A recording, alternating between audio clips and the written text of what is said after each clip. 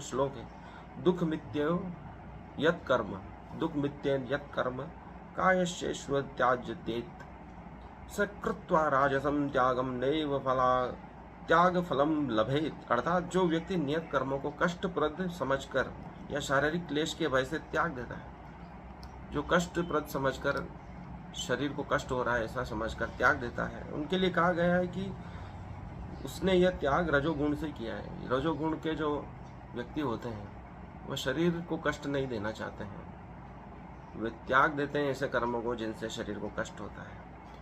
हम कसरत करते हैं तो हमारे शरीर को कष्ट होता है, व्यायाम करते हैं तो कष्ट होता है, योग करते हैं तो कष्ट होता है, या दूसरे कर्म जो हम कठिन मानते हैं उसको करते हैं तो कष्ट होता है। वो अगर उसको छोड़ देते हैं तो ऐसे व्यक्ति रजोगुण के व्यक्ति कहलाते हैं गीता के अनुसार, कृष्ण के अनुसार। ऐसा करने से कभी त्याग का उच्च फल नहीं होता। कष्ट मानकर किसी कर्म को हम त्याग रहे हैं तो वो त्याग नहीं कहलाता है। 9वें श्लोक में भी यही बात कही है, अर्जुन जब मनुष्य नियत कर्तव्य को करनी मानकर करता है और समस्त भौतिक संगति या तथा फल की आसक्ति को त्याग देता है तो उसका त्याग सात्विक कहलाता है।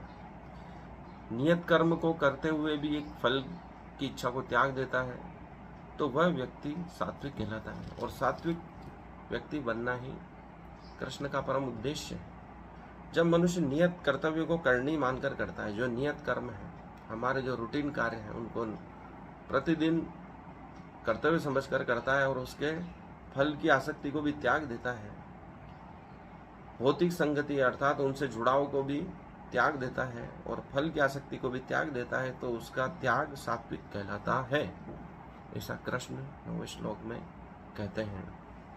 कार्य मित्यमेव यत् कर्म नियतम क्रियते अर्जुन संग त्यक्त्वा फलम चैव च त्याग सात्विको मतः। ये 9वें श्लोक में कृष्ण अर्जुन को बता रहे हैं। अर्थात जो वास्तविक तपस्वी है, जो त्यागी है, संन्यास आश्रम का उद्देश्य यही है कि हम नियत कर्म को तो नहीं छोड़ें। त्याग का अर्थ यह नहीं कि हम सभी कार्यों को छोड़ दें। हमारे जो प्रमुख कार्य हैं, नियत कर्म है, नहाना धोना, नौकरी करना, ये हमें करते हुए भी हम संन्यास आश्रम का पालन कर सकते हैं। वह कैसे होगा? जब हम सभी फलों की इच्छा को भी त्याग देंगे, उससे जो फल प्राप्त हो रहे हैं उसको त्याग देंगे, भौतिक जुड़ाव, इनसे अपनी संगति, मोह को छोड़ देंगे, तो यह वास्तविक त्याग कृष्ण के अनुसार कहा जाएगा। धन्यवाद। आज के लिए इतना ही। मुझे सुनने के लिए हार्दिक आभार। इस वीडियो को लाइक करें, शेयर करें, चैनल को सब्सक्राइब करें।